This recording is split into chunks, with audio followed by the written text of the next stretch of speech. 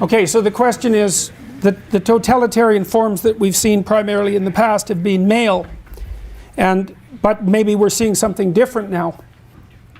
I really don't think it's different. I think it's of a common kind that's expanded in its dominion. So you imagine that there's an essential feminine pathology, just as there is an essential masculine pathology. And the essential feminine pathology Freud mapped out. It's the Oedipal mother. And the Oedipal mother is the mother that gets too close to her children, right? And intermingles herself with them to too great a degree that in her attempts to protect them undermines them fatally. And so there's a classic representation of the feminine in the West, and the classic representation is Mary. And here's one of the representations. It's lovely, and it's derived at least in part from the story of Mary and the snake in the Garden of Eden. And so Mary has her foot on a serpent, and she's holding Christ off to the side like this. Well, that's exactly what mothers have always done.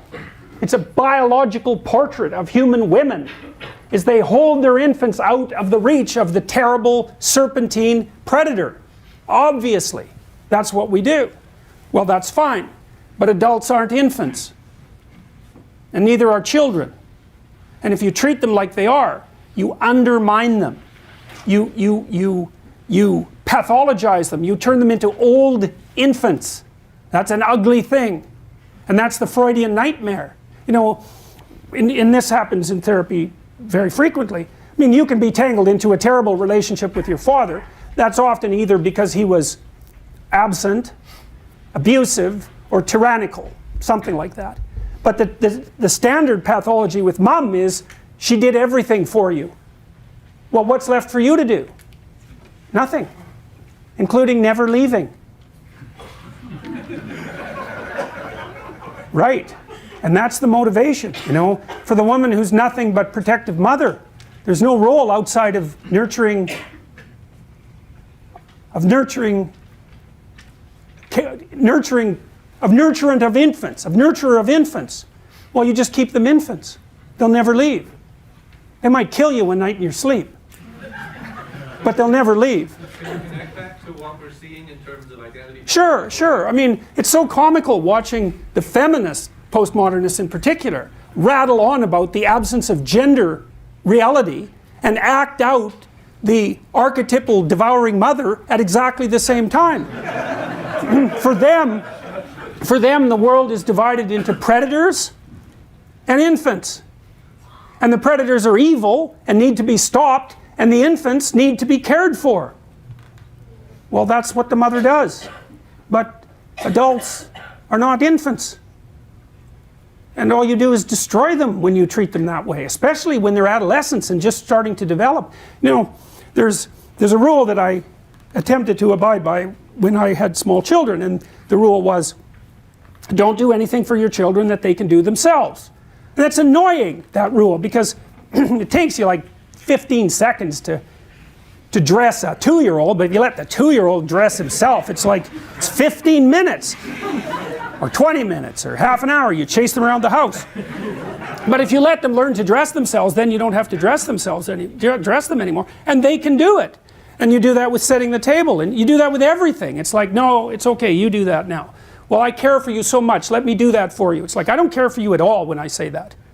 I don't care for you at all. I'm going to stop doing everything I possibly can for you as rapidly as I possibly can.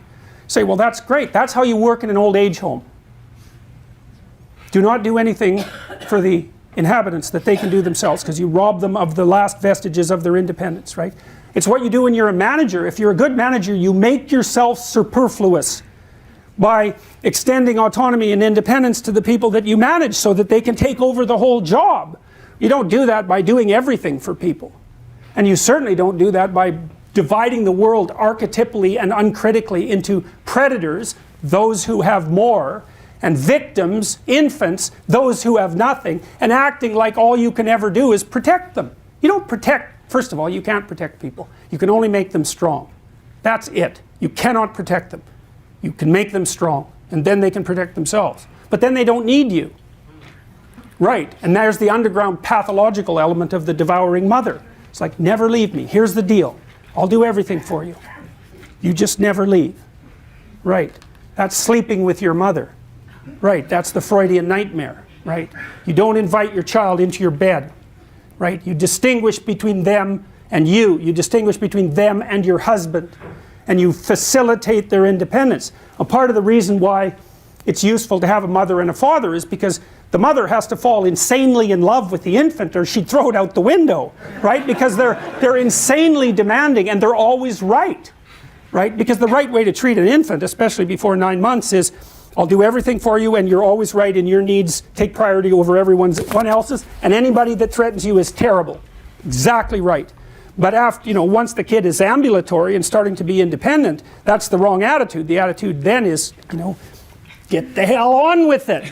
And men who are less prone to negative emotion and less compassionate are much better at fostering that kind of independence. And so it's usually then when they step into the family and start playing with the kids, rough and tumble play, and pushing them forward and saying, get on with it, you can do it, you can do it. And it's very hard for a mother to play both those roles because she has to fall so in love with her infant that it's difficult for her to be like universal caregiver and disciplinarian at the same time. Because the roles run contrary to one another. And so now women have entered the political sphere, right, en masse. And so they're going to bring their essential nature with them, all the while saying there's no such thing as essential nature. It's like, yeah, there is. Oh.